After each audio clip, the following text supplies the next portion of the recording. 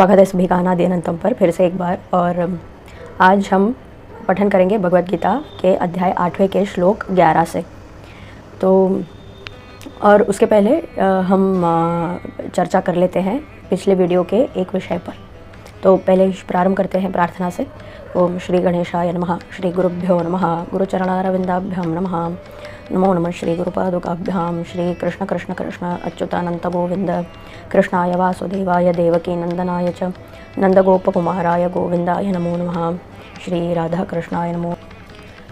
तो पहले के वीडियो में हमने चर्चा की थी ध्यान न लगने के बारे में, भगवान भजन में हमारा मन न लगने के बारे में। और इसमें विषय आया था कि सबसे अगर पुण्य कर्म करेंगे और पुण्य की वृद्धि होगी तभी जाकर के हमारा मन जो है वो भगवत भजन में लगेगा। तो सबसे ज़्यादा पुण्य किस कर्म में है, किस एक्टिविटी में है, ये जो है ये हमने प्रश्न पूछा था। और आपका भी इसमें रिस्पॉन्स आया है। और आप सभी से जुड़ने में हमें भी बहुत ही प्रसन्नता है कि आप सभी भक्त वृंद जो है भगवत भक्त के साथ जुड़ने में हमारा भी परम सौभाग्य है। ऐसा समझते हुए आज का हम ये वीडियो जो है वो आगे लेकर के चलते हैं। तो इस विषय में देखिए, जो भक्ति है, भगवत भक्ति है, इसके 3 मुख्य स्तंभ क्या है? श्रवण, मनन और कीर्तन। तो श्रवण, जैसे अभी आप लोग कर रहे हैं श्रवण, भगवान के बारे में श्रवण करना, उनके बारे में सुनना, उनकी कथाओं के बारे में सुनना और उसमें हमारा मन लगना, प्रसन्नचित होकर के सुनना और उसमें हमारा मन लगा रहना, ये जो है ये श्रवण है। तो उस श्रवण के बाद हम मनन करते हैं। तो एक बार सुन लिया तो उसके बारे में विचार करेंगे कि किस प्रकार से ये जो है हमारे जीवन में एप्लीकेबल होता है, किस प्रकार से हमारे जीवन में हम इसका उपयोग कर सकते हैं। उसमें कभी कभी हमें कुछ संशय आते हैं, उन संशयों का निवारण होता है, कभी कुछ हमें समझ भी आ जाता है। तो ऐसे धीरे धीरे चलते चलते मनन करना, यानी उसी के बारे में चिंतन करते रहने से हमारी वो धारणाएं जो हमने सुना था वो सब हमारे मन में जो है वो परिपक्व होने लगता है धीरे धीरे समय के साथ। तो ये है मनन करना, यानी रिफ्लेक्ट करना।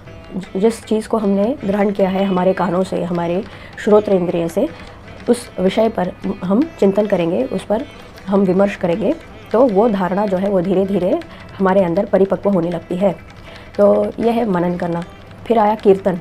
तो एक बार जब ये बातें, विषय हमें समझने लग जाता है तो उसके बारे में हम कीर्तन करते हैं, उसी को फिर दोहराते रहते हैं। उसका जप करते हैं, उसे किसी और को बताते हैं जिसको रुचि हो, जिसको इस विषय में रुचि हो ऐसे, और जो जानने की इच्छा रखता हो, जो प्रश्न पूछ करके अपनी इच्छा व्यक्त करता हो, ऐसे व्यक्ति से अगर हम उसे साझा करते हैं, उन्हें भी बताते हैं, तो ये कीर्तन में आ जाता है। या फिर अकेले हम बैठे हुए भगवान का नाम लेते हैं, उनकी कथाओं को फिर से पढ़ते हैं और अपने ही आप के साथ वो बोलते रहते हैं। तो इस वाणी के द्वारा उच्चारण करते हैं तो वो कीर्तन हो जाता है। या फिर मन से भी उच्चारण कर लेते हैं तो भी वो कीर्तन में माना जाता है। तो श्रवण, मनन और कीर्तन, तो इसमें अब इसके अपने अपने जो है पुण्य है, पुण्य की क्वांटिटी है। तो सबसे पहले तो श्रवण से पुण्य हम अर्जित कर लेते हैं। उससे ज़्यादा पुण्य जो है मनन में है, क्योंकि हमने जो सुना है उसको हम हमारे मन में जो है वो लेकर के चलते हैं। अगर आपने कभी नोटिस किया है या ऑब्ज़र्व किया है या कभी आपने देखा होगा तो हमारे सभी प्रकार के क्रियाकलापों को संचालित करने वाला या उसे मोटिवेट करने वाला या उसे शुरू करने वाला जो ड्राइविंग फोर्स है वो हमारा मन ही है। अगर हमारा मन उसे ड्राइव न करे तो हम कुछ न करें। अगर हमें कोई ड्राइविंग फोर्स है हमारे अंदर तो वो हमारा मन ही है। तो चाहे वो कोई अच्छा काम हो, चाहे कोई बुरा काम हो या कुछ भी हो, लेकिन उसे ड्राइव करने वाला जो फैक्टर है वो हमारा मन ही है। तो ये मन, अगर मन से हम भगवान के बारे में चिंतन करते हैं और मनन करते हैं तो इसमें पुण्य ज़्यादा होता है। तो और फिर कीर्तन में हमारा मन और हमारी वाणी दोनों जुड़ जाते हैं साथ में। तो इसीलिए जो इसका पुण्य फल है ये दुगना हो जाता है, क्योंकि इसमें 2 इंद्रियां, जो मन और ये हमारे वाणी, वाक इंद्रिया जो है, ये दोनों उसमें लगे रहते हैं। इसीलिए उसमें पुण्य जो है वो ज़्यादा है, क्योंकि इसमें मन एकाग्र हो जाता है, कभी भटकने का इसमें चांस ही नहीं, क्योंकि दो एनर्जीज जब साथ में मिलके चलते हैं तो भटकने का चांस नहीं रहता, और इसीलिए इसमें हाँ एकाग्रता आ जाती है, डिविएशन निकल जाता है, तो पुण्य की वृद्धि ज़्यादा होती है। तो इसमें कीर्तन में भी अलग अलग प्रकार के हैं, कैटेगरीज है। तो एक तो है कि हम जो स्वर है, स्वर को बाहर व्यक्त करते हुए ऐसे कुछ वॉल्यूम के साथ बोलते हैं, कुछ हमारे मन में बोल लेते हैं, कुछ नाम जप होता है, कुछ मंत्र जप होता है। तो इसके भी अलग अलग फल हैं। तो जो मन से मंत्र जप होता है वो ज़्यादा पुण्य फल देता है, और फिर इससे भी ज़्यादा पुण्यदायी क्या है, ध्यान करना। तो जब हम कुछ ना करते हुए, एक जगह पे रहते हुए या फिर चलते फिरते भी अगर एकाग्र होकर के ध्यान करते हैं, किसका ध्यान करेंगे, भगवान के स्वरूप का ध्यान। तो भगवान के स्वरूप का ध्यान जो है वो जप से भी ज़्यादा पुण्य फल देता है, ऐसा श्रीमद् भागवत पुराण में बताया गया है। तो ध्यान कर, और शिव पुराण में भी बताया गया है। तो ध्यान करने का फल जो है वो ज़्यादा है, किसी भी जप से ज़्यादा ध्यान करने का फल है। एक क्षण भी अगर हम भगवान के स्वरूप का ध्यान कर लेते हैं तो उसका फल जो है कोटि कोटि मल्टीट्यूड्स में, कोटि कोटि में बदल के हमें प्राप्त होता है। तो इतना फलदायी है भगवान का ध्यान, भगवान के स्वरूप का ध्यान। और भगवान का स्वरूप कैसा है, क्या ऐसे जैसे एक वो जो इमेज में दिखाया जाता है, अगर भगवान विष्णु हैं तो फिर वो शेषशायी है, या भगवान शिव हैं तो फिर वो चंद्रचूड़ होकर के नागों से अलंकृत होकर ऐसे रहते हैं। नहीं, ये स्वरूप नहीं। भगवान का मूल स्वरूप कैसा है, तेजोमय है, अव्यय है, जो पिछले वीडियो में हमने देखा था, इसी भगवद गीता में बताया था भगवान ने। तो वो तेजोमय है, एक है, निरंतर रहता है, शाश्वत है, ओमकार स्वरूप है, और सूर्य के वर्ण का है, अणोर अणु, महत और महत, ऐसे उसके बारे में बताया जाता है। अणु से भी छोटा और बड़े से बड़ा जो महत है, उस महत से भी ज़्यादा बड़ा। तो ऐसे जो मूल स्वरूप है भगवान का, इसमें कोई रूप और गुण के बिना, किसी रूप और गुण के बिना निर्गुण निराकार जो स्वरूप है, उस स्वरूप को जान करके उसका ध्यान करना बहुत ही ज़्यादा फलदायी है, बहुत ही ज़्यादा पुण्यवर्धक है। और इससे भी ज़्यादा क्या है, अच्छा है, इससे भी ज़्यादा पुण्य किसी में अगर है तो किस में है, तो वो इसमें है कि भगवत चित्त बन के रह जाना। तो हम हमारे आराध्य देवता, जिसको भी हमने हमारा आराध्य देवता माना है, इष्ट देव माना है, उस भगवान को, जिस भगवान के रूप को हमने पकड़ा है, भगवान एक ही है किंतु उनके रूप नाना प्रकार के हैं, हमारे मन को जो अच्छा लगता है हम उसे पकड़ लेते हैं। तो उस रूप के आराध्य देवता को हम उसी के चित्त बन करके, अगर शिव है तो शिव चित्त बन करके रह जाए, या विष्णु है तो विष्णु चित्त बन करके रह जाए, या देवी है तो देवी चित्त बन करके रह जाए। यानी जहाँ पर भी हम जाएं, जिसको भी देखें, जिससे भी बात करें या कुछ भी करें, उसको हम ऐसा मान के चले कि हम हमारे आराध्य देवता के साथ ही कर रहे हैं। जहाँ पर भी देखो बस हमारे देवता है, हमारे देवता है, हमारा देवता है, ऐसे एक पागलपन जो है, ऐसे उसी चित्त में रह जाना, ये इससे भी ज़्यादा महत्व है, ये इससे भी ज़्यादा जो है वो पुण्य फल देने वाला है। तो जिसका भी मन जितना भी परिपक्व है, ये स्टेजेस में ऐसे आगे आगे ग्रेजुअली हम बढ़ के इस स्टेज तक पहुंच सकते हैं जहां पर हम उसी के, हमारे देवता के चित्त बन करके उसी में संलग्न रह करके रह जाएं। तो उसके लिए क्या करना होगा, प्रैक्टिस करते रहना पड़ेगा, धीरे धीरे स्टेज बाय स्टेज हमें आगे बढ़ते रहना होगा। तो चलिए फिर आज का हमारा ये जो भगवद गीता का पठन है उसे प्रारंभ करते हैं। तो भगवद गीता अध्याय 8 श्लोका नंबर 11, श्लोका 11। यदक्षरं वेदविदो वदन्ति विशन्ति यद् यतयो वीतरागाः यदिच्छन्तो ब्रह्मचर्यं चरन्ति तत्ते पदम संग्रहेण प्रवक्ष्ये। तो भगवान इसमें कह रहे हैं कि प्रवक्ष्ये, मैं बता रहा हूँ, क्या बता रहा हूँ, यदक्षरम वेदविदो वदन्ति, वेदविदो जिसने वेदों को जाना है, जिसने वेदों को जाना है, और वो वदंती, वो कहते हैं, यद अक्षरम, जिसको अक्षर ब्रह्म कहते हैं, जिस अक्षर को वो बोलते हैं, जिसका वो उच्चारण करते हैं, ऐसे उस परम तत्व के बारे में। विशन्ति यद यतयो वीतरागाः, यत जिसमें, विशन्ति प्रवेश करते हैं, यतयो यत्न करने वाले, यति लोग, वीतरागाः, रागाः क्या है, अटैचमेंट, अनुराग, या किसी विषय के बारे में रुचि रखना या एक खिंचाव होना।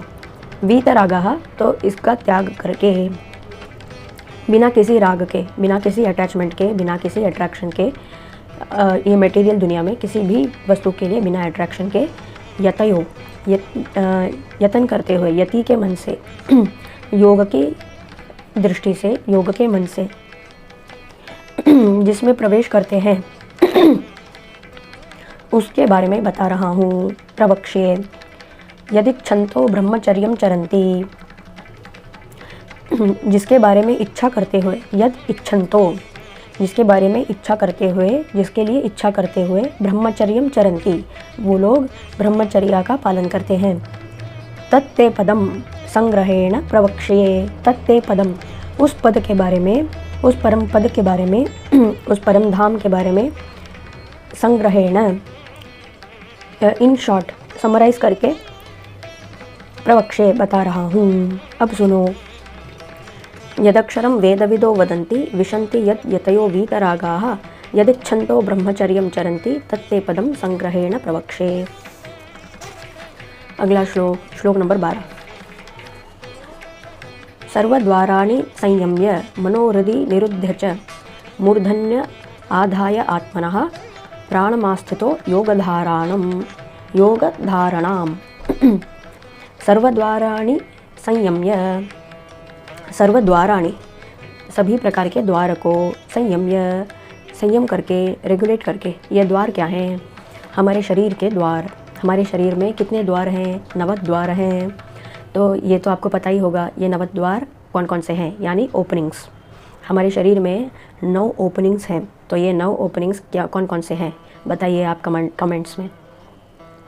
तो ये सभी को सर्वद्वाराणि संयम्य, इन सभी द्वारों को रेगुलेट करके, कंट्रोल करके, मनोहृदि निरुध्य च, हमारे मन को हृदय में स्थापित करके, निरुध्य च, उसी में, वहाँ उसी जगह में, एक जगह में उसे स्थापित करके वहीं पे पकड़ के रखना। निरुध्य च, कहीं और जाने ना देना, अवरोध करके एक जगह पे उसे कंटेन करके रख लेना। किसको? मन को हृदय में धारण करके एक जगह में पकड़ के रखना। सर्वद्वाराणि संयम्य मनोहृदि निरुध्य च, ऐसा करके मूर्धन्य आधायम आत्मनः। मूर्धन्य क्या है? सिर। तो जो सिर का हमारा टॉप है वहाँ पर आधाय आत्मनः, आत्मा को, आत्मा यानी भगवान को, उस परम भगवान को, तत्व को, आधाय वहाँ पर पे धारण करके, यानी ध्यान करके, प्राणम आस्थितो योग धारणाम, प्राणम आस्थितो योग धारणाम, प्राणम हमारे जो प्राण हैं वो इस प्रकार से स्थित हो, योग धारणाम, योग की धारा में बहते रहें। यानी जब हमारा मन जो है, ये तो आप समझ सकते हैं बहुत इजीली, जब हमारा मन रेस्टलेस होता है तो हमारे जो श्वास है, हमारे जो प्राण है, वो बहुत तेज़ जो है ऊपर नीचे होते रहते हैं। उसी के विरुद्ध अगर हमारा मन बैठ जाए एक जगह पे, रेस्टफुल हो जाए, बिना किसी डिविएशन के, शांत होकर के, निश्चल होकर के रह जाए, तब क्या होता है? हमारे प्राण कैसे चलते हैं? एकदम डीप चलते हैं, लेकिन स्लो चलते हैं, एकदम जेंटल। पता भी नहीं चलता श्वास चल रही है कि नहीं चल रही है लेकिन चलती रहती है, बहती रहती है लेकिन यूनिफॉर्मिटी होता है और डेप्थ होता है। हमारे नाभि स्थल से ये नॉस्ट्रल्स तक उसका जो है आवागमन चलते रहता है, लेकिन धीरे धीरे हमें उसे महसूस नहीं होता कि प्राण चल रहे हैं कि नहीं चल रहे हैं, श्वास चल रहा है कि नहीं चल रहा है।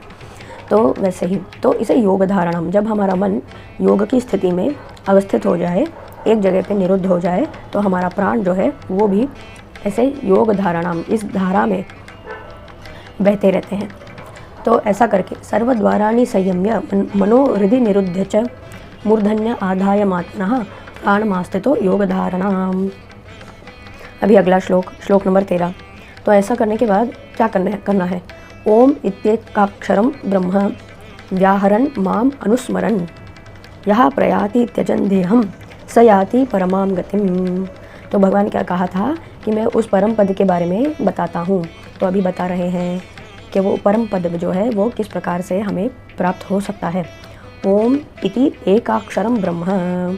तो ये जो पूरा जगत है, ये जो पूरा ब्रह्म है, ब्रह्म यानी कि क्या? समस्त चराचर, सभी लोग, सब मिलजुल के वो उसे ब्रह्म कहा जाता है। तो ओम इति एकाक्षरम ब्रह्म। तो ये सारा जगत जो है, जितना भी हम इमेजिन कर सकते हैं, वो सब जो है एक अक्षर से बना हुआ है। वो अक्षर क्या है? ओम। तो ओम इति एकाक्षरम ब्रह्म व्याहरन मतलब वाइब्रेट करता है।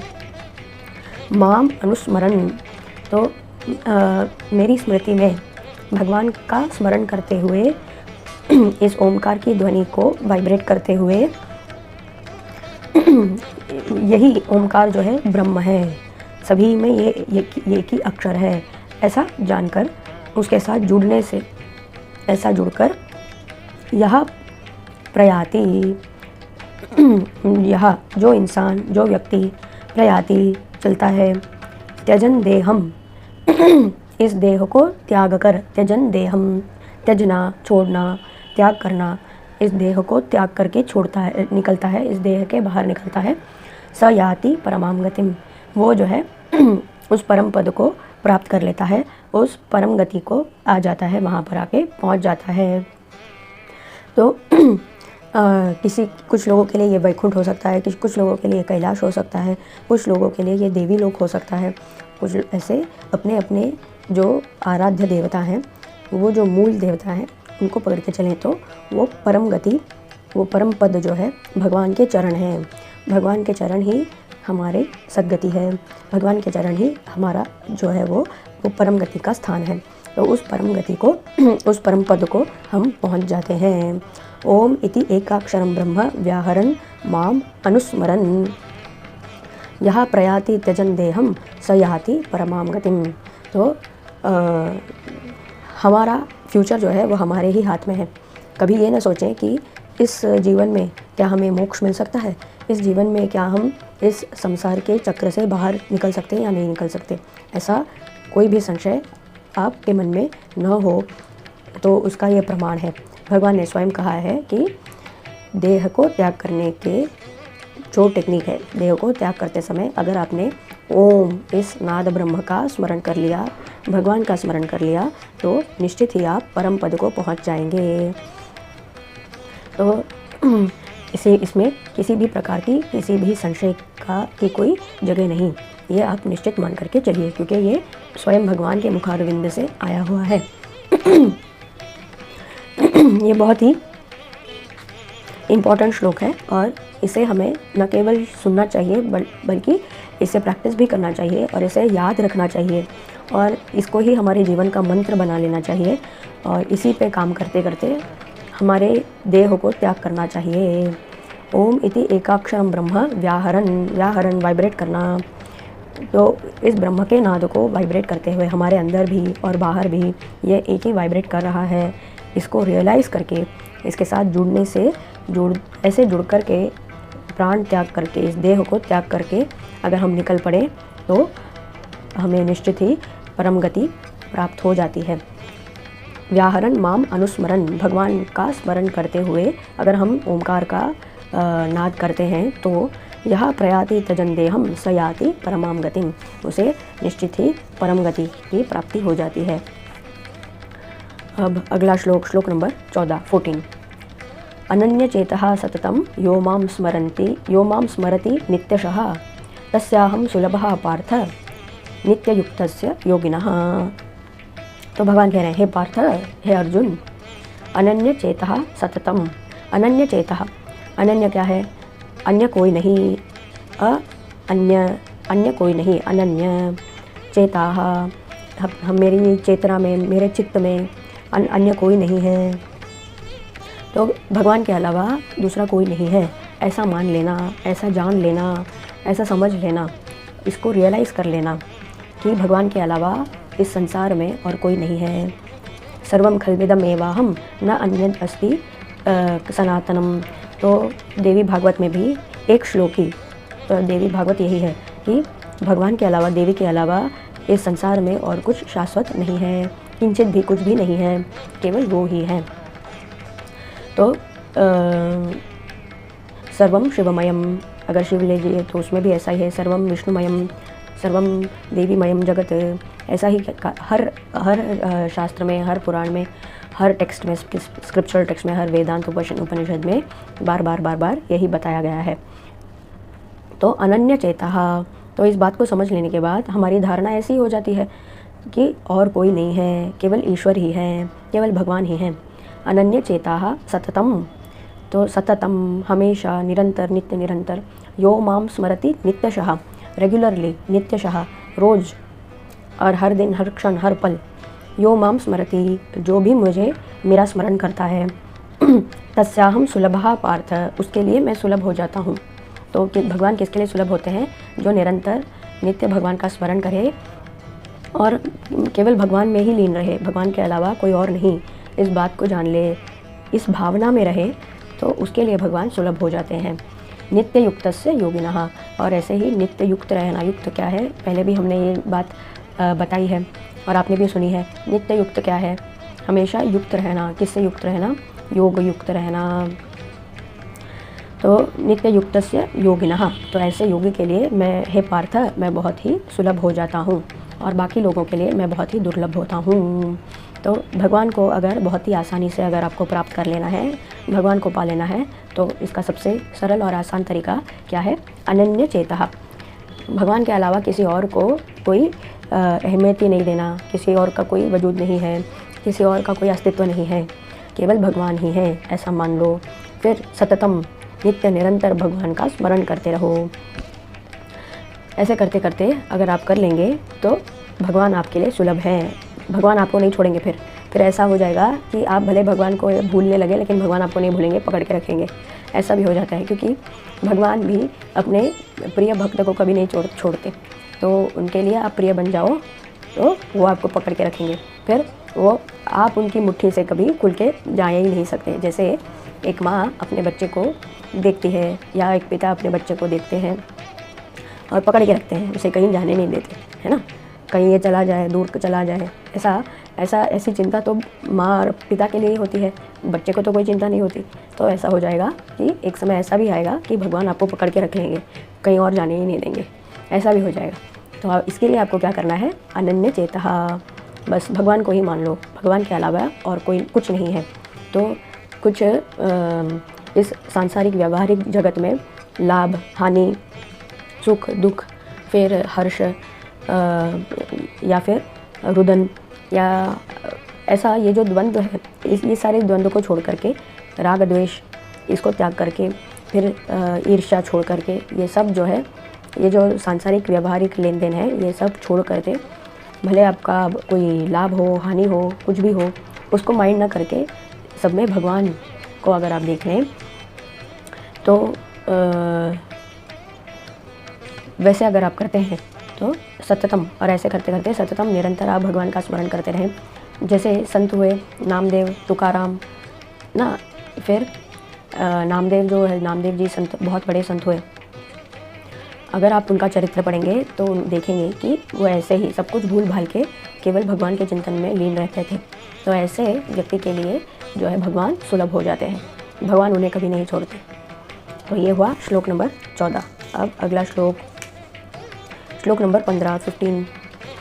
मामुपेत्य पुनर्जन्म दुःखालयम् अशाश्वतं न आप्नुवन्ति महात्मनः संसिद्धिं परमां गतः।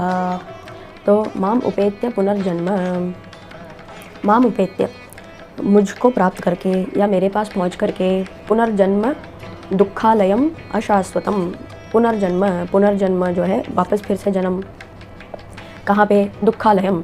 भगवान ने इस संसार को क्या बोला है? दुःखालयम। ये एक जगह किसके? दुख का जगह है, इसमें सिर्फ दुख ही दुख है, इसमें कोई सुख नहीं। तो जब भगवान ने बोलते हैं दुःखालयम, तो इस जगह में क्या प्राप्त होगा? सिर्फ दुख और दुख ही प्राप्त होगा, इसमें कोई सुख नहीं। इसलिए अगर हम ये कोशिश करते हैं कि हमें सुख की प्राप्ति हो जाए, कहीं मुझे यहाँ पे खुशी मिले, वहाँ पे खुशी मिले, मुझे हैप्पीनेस चाहिए, I want to be happy.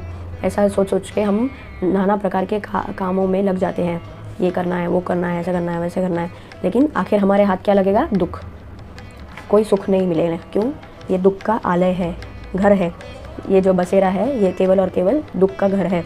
इसमें सिर्फ दुख ही मिलेगा, सुख नहीं मिलेगा। तो ये कोई एक्सपेक्टेशन आप रखना ही नहीं कि यहाँ पे किसी भी चीज़ में या किसी भी वस्तु में, किसी भी प्राणी में हमें किसी प्रकार का एक सुख की अनुभूति हो भी सकती है। नहीं, ऐसा नहीं होगा। दुख की अनुभूति ही होगी, कष्ट ही होगा। इसीलिए इससे ज़्यादा कोई उम्मीद मत रखना। दुखालयम अशाश्वतम, और ये कैसा है?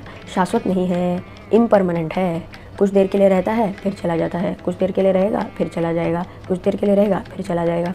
तो अशाश्वतम, इसमें परमानेंट कुछ भी नहीं है, बहुत देर तक चलने वाला कुछ भी नहीं है।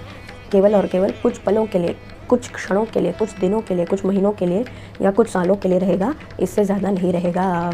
तो ये पक्का आप मान करके चलो, ठीक है। तो इससे ज़्यादा कुछ एक्सपेक्टेशन इस दुनिया से कहीं पर भी मत रखना, चाहे वो कोई तीर्थ क्षेत्र हो या चाहे कुछ कोई और स्थान हो या अपना फैमिली हो, अपनी या बाहर का कोई हो, ऑर्गेनाइजेशन हो या कोई आश्रम हो, कहीं पर भी हो, कुछ भी हो। ये भगवान ने बोल दिया है कि ये पूरी दुनिया जो है, ये जो जगत है, ये दुखालयम है, दुख का घर है। तो इसमें क्या मिलेगा? दुख ही दुख मिलेगा, सुख नहीं मिलने वाला। अशाश्वतम, ऊपर से ये शाश्वत नहीं है, बदलते रहने वाला है, हमेशा बदलते रहता है। एक क्षण में अगर आपने कुछ देख लिया तो अगले क्षण में वो बदल जाता है, वो वहीं पे नहीं रहता। अगर आपका परसेप्टिव कैपेबिलिटी इतनी सूक्ष्म है तो फिर आपको वो दिखाई देगा कि वो कैसे नित्य निरंतर चेंज होता रहता है। अगर आप वो इलेक्ट्रॉन्स और प्रोटॉन्स को देख सके ना, तो आप मानेंगे कि ये एवरी सेकेंड, हर एक क्षण में ये दुनिया जो है वो बदलती रहती है। वो कोई एक जैसा नहीं रहता। एक क्षण में एक जैसा था वैसे ही अगले क्षण में नहीं रहता, वो बदल जाता है। तो माम उपेत्य पुनर्जन्म दुखालयम अशाश्वतम न आपनुवन्ति। तो फिर से पुनर्जन्म इस दुख के घर में नहीं होगा। न आपनुवन्ति महात्मनः, ऐसे महात्मा जिसने मुझे ध्यान कर लिया, मेरा स्मरण कर लिया, अनन्य मुझे ही मान लिया, उसका पुनर्जन्म नहीं होगा इस दुख के घेरे में, तो कभी नहीं होगा। महात्मनः संसिद्धिम परमाम गतः, तो ऐसे महात्मा का फिर क्या होता है? संसिद्धिम, वो सिद्ध कर लेता है। क्या? परमाम गतः, वो परम पद की प्राप्ति उसे हो जाती है और वहाँ पर पहुँच करके वो आराम से निश्चित ऐसे बैठ जाता है, बस सुपर पावर बन के बैठ जाता है उसका, और इस दुख के घेरे का कोई लेना देना फिर नहीं रहेगा, फिर उसे पुनर्जन्म होता ही नहीं। माम उपेत्य पुनर्जन्म दुखालयम अशाश्वतम न आपनुवन्ति महात्मनः संसिद्धिम परमाम गतः, तो उसको पुनर्जन्म कभी नहीं होता, वो परम पद को जाके पहुंच जाता है और ऊपर जाके बैठ जाता है, जिस जगह से ये दुख सुख ये सब उसे छू नहीं सकते, ऐसे ऊपर एक हाई पेडेस्टल में जाकर के बैठ जाता है, उसे बोलते हैं परम पद। वो परम पद में जाके बैठ जाता है बस। जैसे भगवान को कुछ स्पर्श नहीं कर सकता, यहाँ इस धरातल की कोई भी बात उन्हें स्पर्श नहीं कर सकती, यहाँ चाहे प्रलय हो चाहे कुछ भी हो, वो भगवान को नहीं छू सकती। वैसे ही वो उस व्यक्ति को, उस आत्मा को जिसने परम पद प्राप्त कर लिया है, उसको भी नहीं स्पर्श कर सकती, वो हमेशा सुपर बन के ऊपर बैठा रहता है। तो यही है, माम उपेत्य पुनर्जन्म दुखालयम अशाश्वतम न आपनुवन्ति महात्मनः संसिद्धिम परमाम गतः। तो ये हुए श्लोक नंबर 15। तो इसके बाद हम फिर से अगले वीडियो में पुनः जुड़ेंगे। तब तक के लिए तत्सर्वं श्री कृष्णार्पणमस्तु। कृष्ण कृष्ण कृष्ण अच्युतानंत गोविंद। कृष्णाय वासुदेवाय देवकी नंदनाय च नंदगोपकुमाराय गोविंदाय नमो नमः।